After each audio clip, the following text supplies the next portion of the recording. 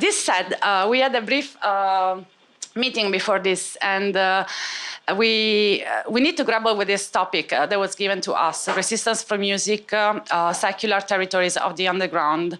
And we had several reflections about the key words that appear in the title: resistance, secular, and underground. So most of the conversation is going to revolve around this, but of course we're also going to go adrift, and everybody is welcome to ask questions at any time. First word, I will start with underground, which I think not everybody is a term that not everybody feels necessarily comfortable with. So I would like to ask all of you, based on your experience with music and the club scene, how much do you think that underground is relevant to what you do now? Yeah, sure.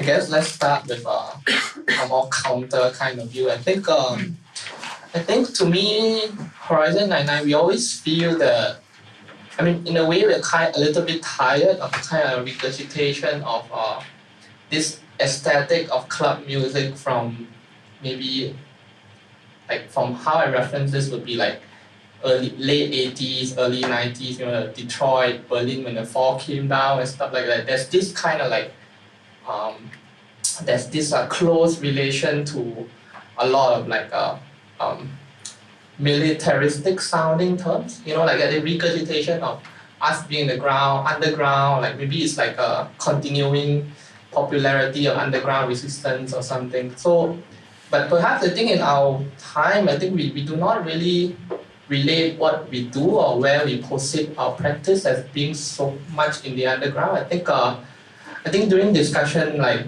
I think this came up a lot, right? I think like we grew up in the age of the internet. I think this idea of open network transfer, sharing, the idea that you're constantly being surveilled from somewhere else. I'm not saying this from the standpoint that it's just positive, right? But anything that's negative also happens in clear space, right? So underground for me doesn't represent what we, where we are. And I think in a way, I kind of also want to look for maybe a new vocabulary, a new term that would describe where we are. That would be an interesting project. I don't know what that is right now, but yeah. I guess with the word underground, it's up to everybody to define what it means to you. For me personally, underground just means anything that's not for the mainstream, just for the sake of the discussion, because I think everybody that's here would have a very different definition.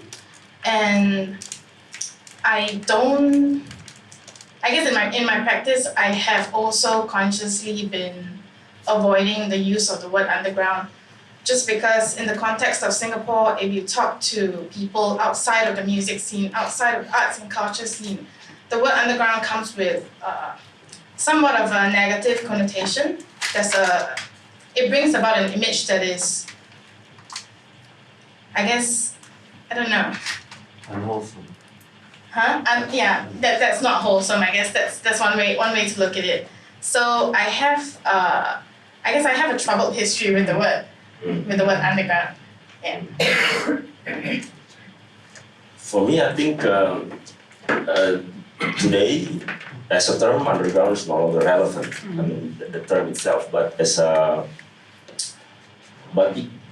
it will always be some sort of underground movement in any way.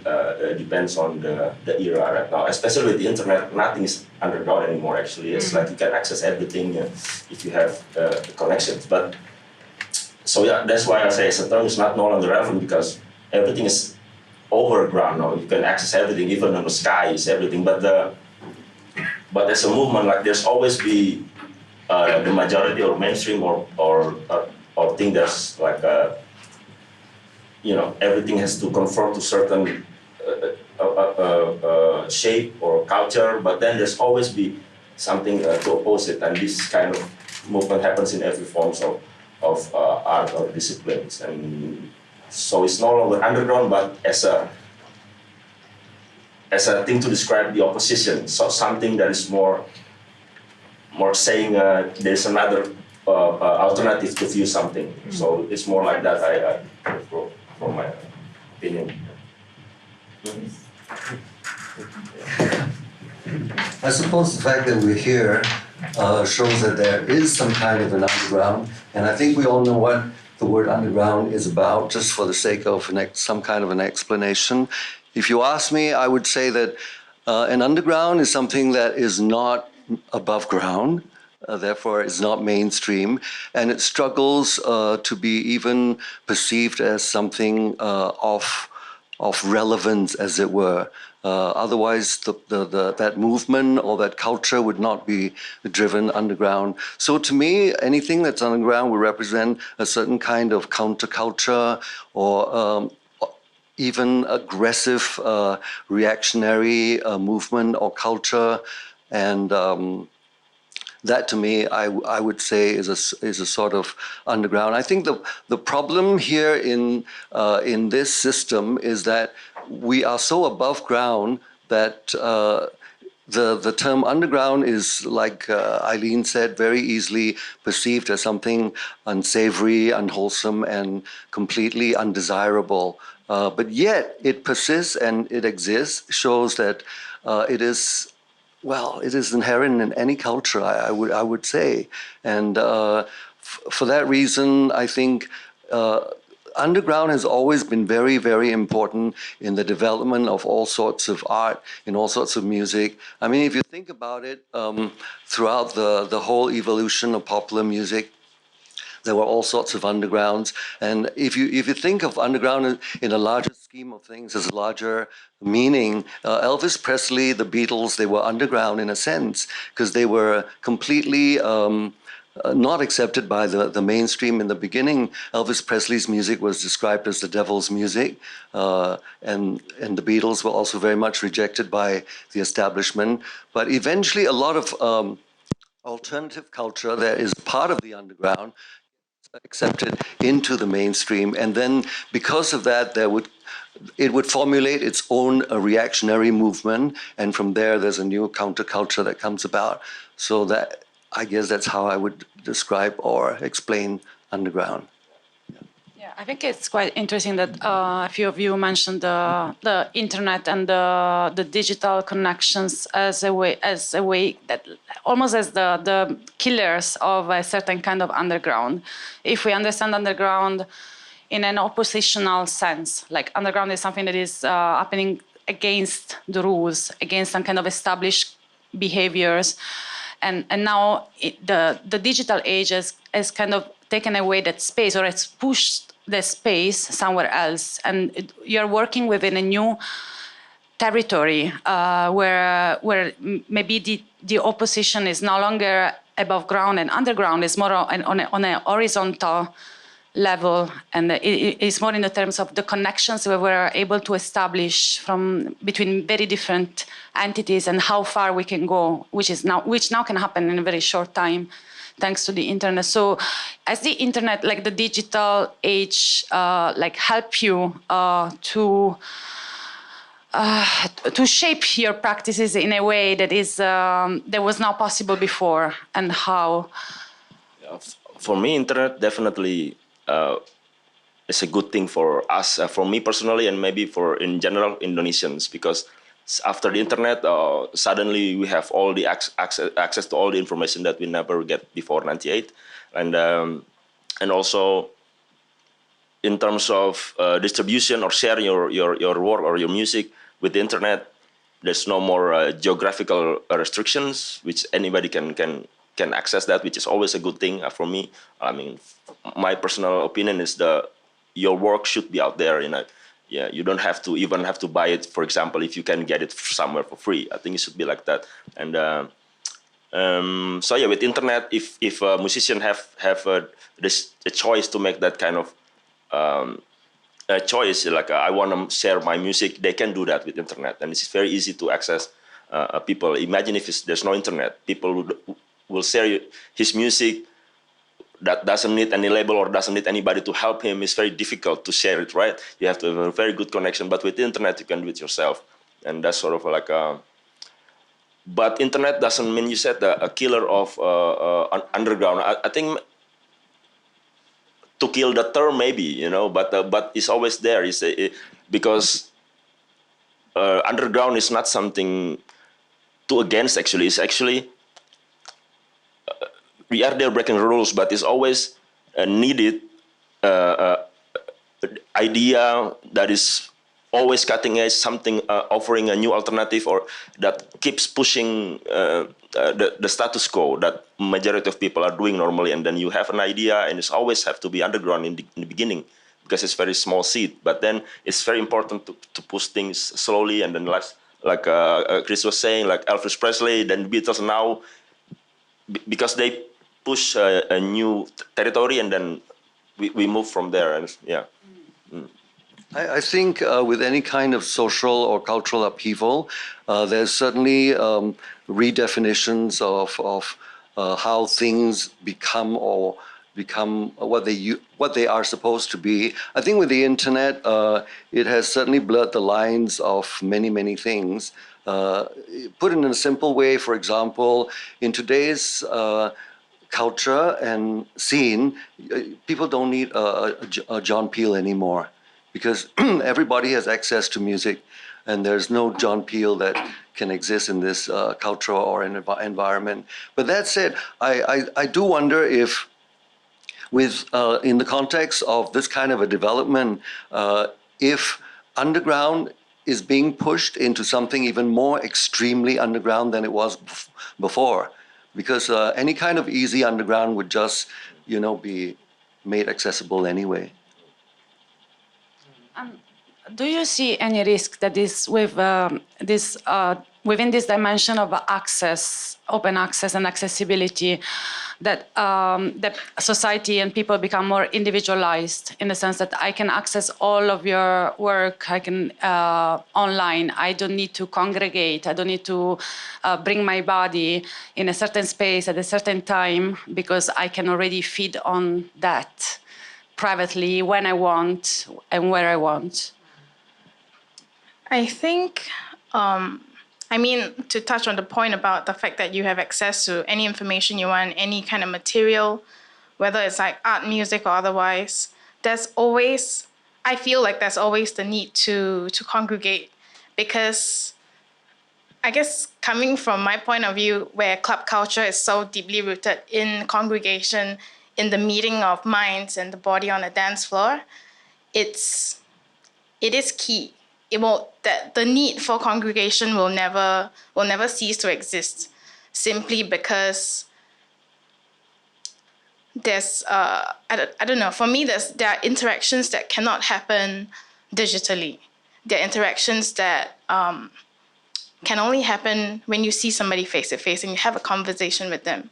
As much as internet has made the world so much smaller, I think even more so, it's made people crave for that human interaction, which is why spaces or safe spaces like clubs are really important, because that's where people really go and meet somebody.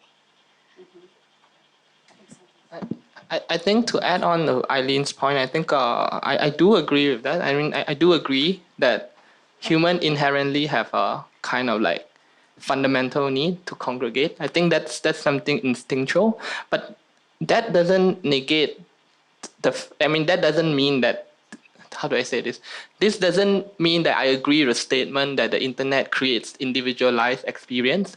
I think these things can work in conjunction with one another. I think they are complementary rather than they drive people apart. I think just speaking from experience, right? I mean, like, we are talking about I almost see the dichotomy. We're talking about the binary between underground and the mainstream, right? I think it all boils down nowadays to popularity of the medium, right? I mean, like Spotify will always be more mainstream than SoundCloud, for instance. So bringing up SoundCloud here, right? I think to me, SoundCloud has been such a huge influence on our practice to be able to like meet producers who like live somewhere. We know a guy in Peru who makes like J-pop music. You know what I mean? So that can only happen with the internet, and I think it connects people it allows connection to happen faster, and also in a lot more profound and like like a much larger scale, I think. And I think this informs how we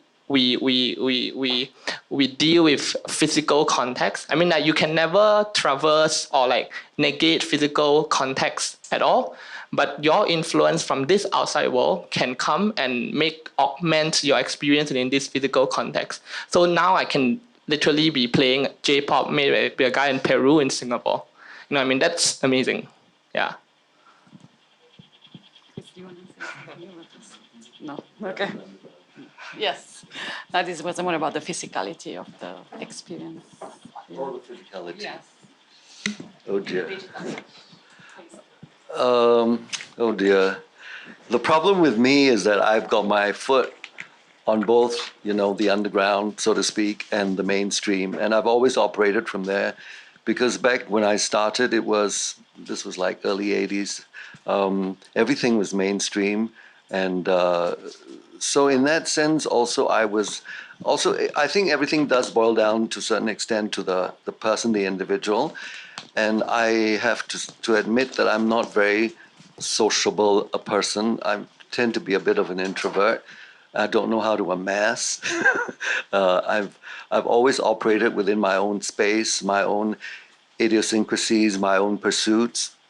So I don't see music as a sport, which is unfortunate. That's why I look up to a band like, say, Stompin' Ground, where music is a sport and you can congregate and be together. And my only form of amassing is to be a DJ, to be behind the mixing console and to play the kind of music I like to play. I can call it kind of like I last did 2 weeks ago. I would call it underground techno with a pink inclination. So yeah, I tend to operate on that level. So I think it really depends on the individual. I think it's great that some people can amass and it's part of their nature, but it's just not me. So my underground is very much a private and underground, and that's all there is to it. One other term that we've been struggling quite a lot with is this secularity, that is these secular territories that we've been asked to interpret and respond to. And thinking about secularity, it also came up that secularity is a notion that is usually defined in opposition to religion. But this dichotomy came up in Europe at the end of the 18th century during Enlightenment, when there was this emancipation, this effort to emancipate the state and governance from the religious influence. But so religion and secular are kind of opposite, but they don't necessarily apply or translate outside of Western culture. Like, for instance, in Asia, when religion is not structured in the same way, actually it does not exist in the same way as it does, and it was structured in the West. And there's a different form of spirituality, and there is a much more fluid way of thinking of like cosmic energies that relate things. And I think this, so actually we discussed almost to flip this secular that is in the title and to talk about the spirituality and the spiritualness of what these people are doing here, because there is a strong spiritual dimension in human gatherings, in performances, in listening. And do you guys want to say something about that? Since I have the mic. Yeah, exactly. I think when I received the title for this discussion, the term secular really kind of like that to me. I think it in a way it made me look back and read how I understand the underground. I think it has never been a secular space. I mean, for me to define secularity simply, right, it's simply about a system that doesn't have like a structure that doesn't have a belief system to govern it, right? But the underground is a space of ideological contention. That's why I see it. Like everyone brings their own belief system into this, and then create their own space, and then this is where the discussions happen, right? I think if an underground is secular per se, where everyone kind of just like be on this flat ground, then I think it's a very boring underground. It's not colorful. But also, I mean, in a way, the term in this discussion is used in relation to the term territories, right? Secular territories. So territories here is plural. So I think that is good, right? Because underground doesn't belong to anyone. I mean, it is as much part of us as much as you guys. Everyone can define what this means. So yeah, I mean, that's what I have to say. I guess what bothers me about the word secular, it honestly doesn't bother me so much. The word that I want to really focus on here in the topic is actually territories.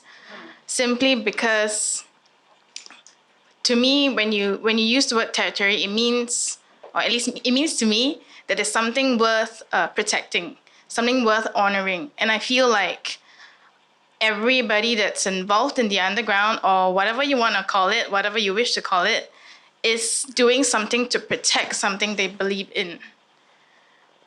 So that's my take on the topic. Yeah. I'm not a religious person, but I'm not a secular.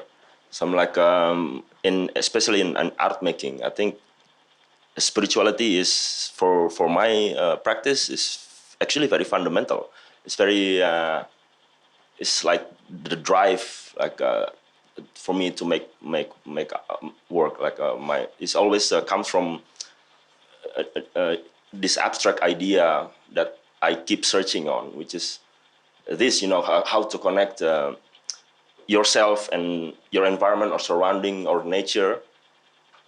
And then that question can only be answered, I think, by keep exploring the theme and try to integrate that with your work. So I think that's why I said, like, why it has to be secular? Why it has to be? Maybe in government, maybe it's arguably it's a totally different topic. But in art making, having this spiritualism as a drive for your work, I think it's beautiful because it connects you. Like, imagine if there's none of that. It's just you and your work. It's like you and your instrument. It's intelligent work, the best at best. But you want the work to be alive and then inspire people and connect more. So I think that's where your abstract ideas of whatever it is that you believe in, try to put that in your work. And then by doing that, somehow you also, in a way, showing to people what you believe in, but not in an obvious way. But they try to understand your work. But then I think this guy he believes in alien, for example, something like that. But people know because you put it in your work, and it's not preachy and it's not judgmental, but you just have to say your view or your spirituality, whatever you believe in something that people can actually understand as well. So I think I'm not a secular with that kind of. It's very interesting to hear the other people talking about this term, because to me it's the one term that didn't puzzle me at all. I guess it's because I'm kind of old school. So when that term cropped up, it was more to me like this is where the organizers want to delineate between secular and religious. And we all know that religious is one of the big, no-nos in this country. So that's how it goes to show that it all comes down to personal perception. So like I said, it's very interesting to hear Sant and Eileen and Ruli's understanding or perception of that term secular. It wasn't anything to me at all, basically, when I saw that in the title. Funny. For me, it was more the underground and the resist, but secular didn't make any difference to me. I just know, don't go religious, that's all. Okay, that's a very instinctual reaction, but maybe it should be deconstructed, right? Because actually, I think it was interesting that there was some kind of resistance to the application of this somehow religious term. Like the moment we are countering religion, we are still taking religion into consideration. So we veer away and explore other boundaries. And I also think it's quite especially with the party scene, with the raves, and also live music concerts, the kind of experience that the audience, the public goes through, it does open up.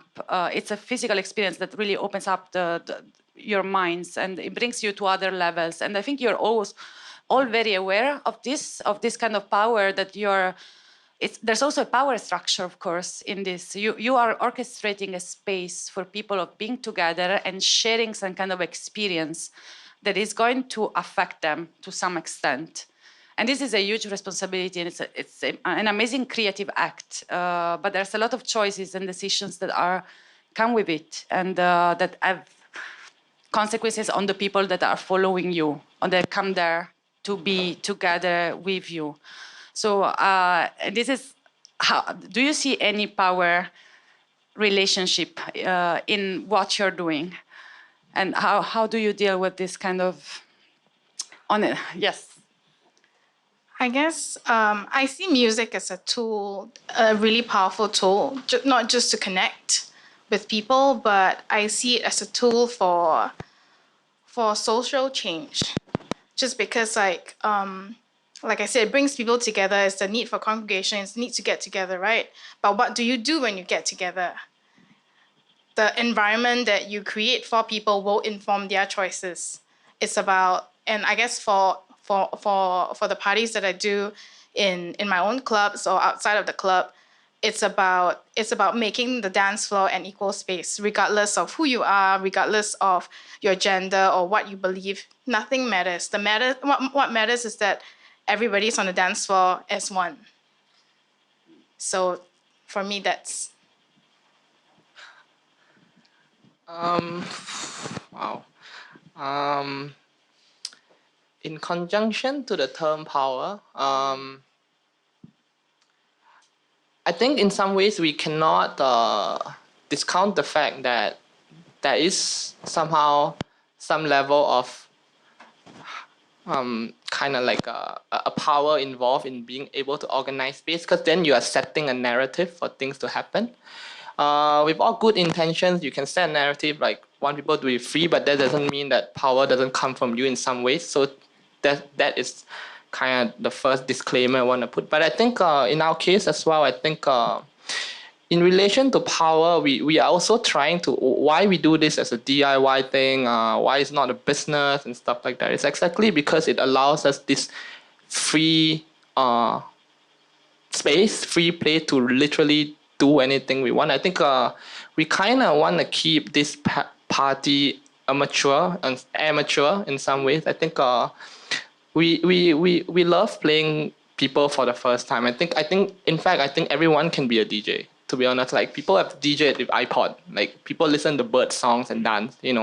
So in that way, like breaking out the club and the party outside of like an industrial confines, what we want to do, and in that sense, it breaks the power dynamics between the audience and the people who are playing it and people who are running it, right? Which is an important thing to us, because we do feel that Horizon 99 is as much the people as much as the people who are playing the music, right? I think music, it's something that has to happen, but I think we are more concerned with community building than community building, rather than just like playing a sound, for instance. Yeah. Yeah, still also talk about power. I mean, in live performance, I think it's all about sharing and exchange of power between the performers, the audience, and the organizers. In this case, it's sound system and lighting and everything, So the energy that compiled in a performance space is not only come from the performers, but the performers draw the energy from the audience, and that can bring them back double times. It's always bigger and bigger. The bigger the energy that they get from the audience, the bigger they will give back, and so on. So, and that also includes the space that the organizer provides. So all these elements cannot be separate. So there's no actual so the power structure is very different. It's similar to, for example, if you in a village you have a celebration. You have just a baby is being born. You make a party, you invite everyone to come, and then they make music together, and then they're all happy, and it's a proper way to celebrate it, just like the live concert. You know, you want to celebrate something, you want to present some ideas from some artist, and then you make this into a performance, a live show. It's basically the same thing, right? So, yeah, I think it's very important to do this ritual. You know, this I think a ritual is created a certain way. There's the best way to do it. It depends on the era. Just like when they have this birthday celebration or harvest celebration, it's the same thing as what we do. Is they have a certain ritual. You know, the food, the dance, the music, the kinds of music. It's all as again I said, the spirituality, not some things beyond materialistic things can be accessed through rituals. Some procession, some trance music in clubs. They all have this way to make people pump. If they follow a certain ritual, but they do it in their own way. So it's all same thing. We've been doing this for thousands of years. Sorry. I think the very concept of underground itself would require a sense of passion. I think that's what drives an underground anyway. And I would bring in two other big factors in what could be termed underground, and another would be organization. Because if there's even though I put in the word organization, it can be a conscious organization or it can be a non-conscious organization. So when it's not conscious, it can be just a free-flowing kind of laissez-faire kind of movement, and it's not an organization as such. And the third factor I would input into underground would be power play. You are definitely fighting against something.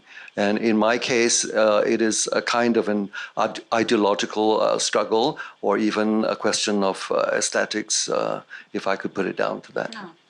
I think that's quite interesting, because I think we're really talking about empowerment, maybe rather than power management and power play. These are strategies to empower people, which in a country, I mean, as you were saying, the act of bringing together people in a space where religion, race, politics don't really count, in a country where, the right of assembly is very strictly regulated, if not almost forbidden, it's already a very strong political statement that can push things forward. And that's something that we should not forget. And also, I think it must be contextualized. One thing is to club in Europe or somewhere else. One thing is to try to activate some synergies here within this specific context in Singapore, where we are living and operating.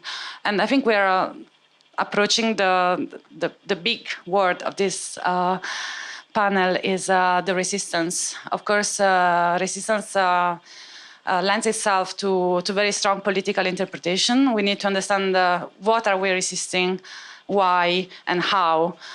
It can also be, of course, a much more personal struggle. It can be a resistance against some kind of inner demons that are haunting us. But it is something that I think, to some extent, all of you are engaged with resisting.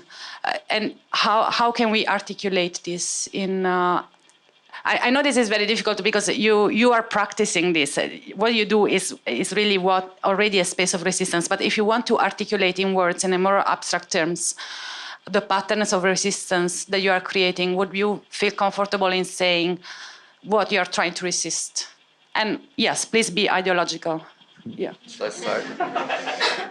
I think I dare say that for me, resist operates on a daily level. Every day, every minute of my life, I feel I'm resisting this environment because it is, not an innately kind environment. That's why we have the kindness campaign ongoing.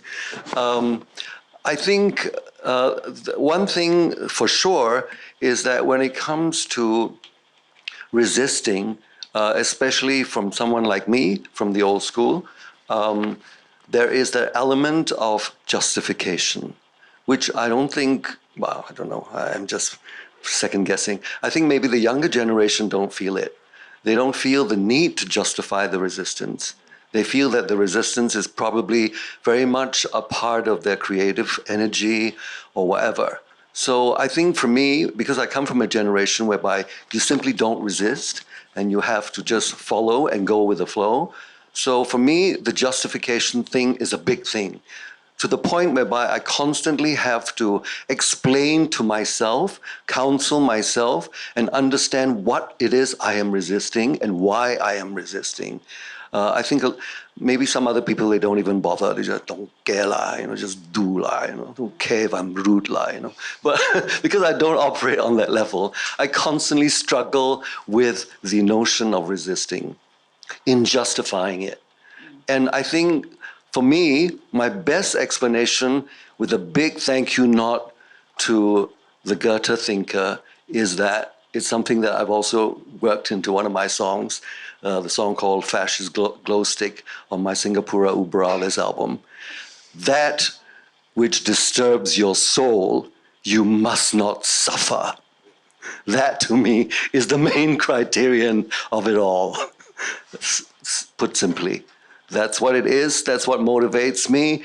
That is what justifies my resisting, basically. Okay, for now. For me, I think resistance. Ooh.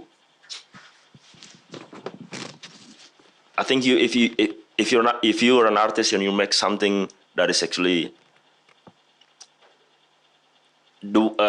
because I think resisting can come in different kind of forms, right? So I think art, probably there will be people who are making art, but they are conform to standards. This will be the mainstream, so we don't talk about that. And then we have also a resistance, like the music or the work itself is obviously saying like fuck off to this or that, or that, just very clear, which is also, I mean, a more provocative way, so the art meant to provoke, and then, but there are other ways of resisting as well, which is, if you don't like that kind of form that is happening right now, I have my own way of doing it, and I'll show you how. So by making your work distinct from other people, and then you have a way to justify what it actually want to say or what it will inspire, is another form of resistance. And it may not provoke instantly, but it's in the long term, it changes some people's mindset, because people will be interested in that idea, and then they start to explore that as well, and then they become an artist themselves, by continuing the idea. So I think this also another form of resistance that I'm in. I think this is my practice lies, and I think is same thing. We're going after the same thing. We just using different angles and paths. Yeah, something like that. I think resistance for me is like what Crystal said, something you do on the daily, because I feel like what we're resisting here is what the kind of like redefining the norms. And the way I look at what I do for a living now, which I'm really lucky to do, something that I'm passionate about for a living, is that it's kind of like passing down your grandma's recipe, And the recipe here is the recipe to have a good time. The basic things for having a good time used to be so simple. You put people in a room, you put some music, some lights, and that was enough. That was enough to entertain. That was enough to allow people to have that maybe transcendental experience on the dance floor, right? But a lot of what I do is a reaction to the environment that I grew up in, because the dance floor that I grew up in had changed so much over the years that what I now create is me trying to recreate grandma's recipe for having a good time. That's the way I resist. Yeah. This is difficult. This is hard. I think I would break it down into two parts, right? I think regarding resistance, I think conceptually, I think Horizon 99, I don't think the term resistance, it kind of, I don't know if we identify with that term. I think like for instance, like say with Chris, right? Like from what I know, because of its experience, like there's this very about Singapore, about nation states, like there's a very clear target that you need to resist against. But coming from my experience, I think a more globalized rhizomatic kind of like thinking, like there's no such core anymore. And I think the term resistance to me, in that sense, really doesn't quite apply. I think like I always we prefer the term queering. I think to other everything, right, to make things weird. And I think that's what we like more. It kind of breaks the binary between two things, and it just kind of like we want to have multiplicity of things in between, right? So the queering of things, keeping things weird, you know, playing Celine Dion trance remix next to techno songs or whatever songs. I think that's more like us. But practically, in terms of experientially, I think like why we started Horizon, that's concept, right? Before practically, experientially, like why we. Yeah, in some ways, I think we were resisting something. I think in a way, we want to reclaim how we have fun. I think if we were to think of weekends before we start this, I think like the choices that are made available to us just weren't like, it just doesn't feel like it represents us, right? I think we kind of started this, or it started off as an art project, but it continued into a series. We also kind of knew that this club music, this new club music, the SoundCloud thing, you know, those kind of new things that we are hearing, there is an audience out there that kind of demands these kind of things. And so in a way, like, we were resisting that limitation of choices that we can have, and we were trying to take this on our own and see if it sticks. And in some way, it did. So resistance successful on some level, yeah. I think you can tell how fortunate the younger generation is today. They don't feel that the system is against them, or they feel there's any need at all to resist the system. It is part of the whole evolution of things for sure, and internet does play a super big part. And another element that I wanted to talk about, apart from the Goethe quote, is for me, because I come from an older generation again, is what I feel the edification of rock and roll. To me, rock and roll has always been a sort of like a counterculture, and it is, rock and roll basically just means freedom. That's the long and short of it. So if I feel there is an unhealthy and unjust way of curbing my personal freedom, even in the way I think, then this is where I step in to resist. And basically that's what the resistance is about. And for me, I guess, people know me as a rebel, but yet at the same time, they know that I don't seem to do that much socially. And I've always come out to say that I'm not an activist. I'm right down to it, I'm just a rock and roller, and that gives me divine right to say what I say, because that's exactly what I have learned from your Beatles, to your Joni Mitchell, to your U2, to your Red Hot Chili Peppers, to even the underground bands, be it Black Flag or whatever, Bob Marley. You know, what do you think they're singing about? But it's just, to me, it's very funny that in Singapore you don't sing about them. Those issues, you know?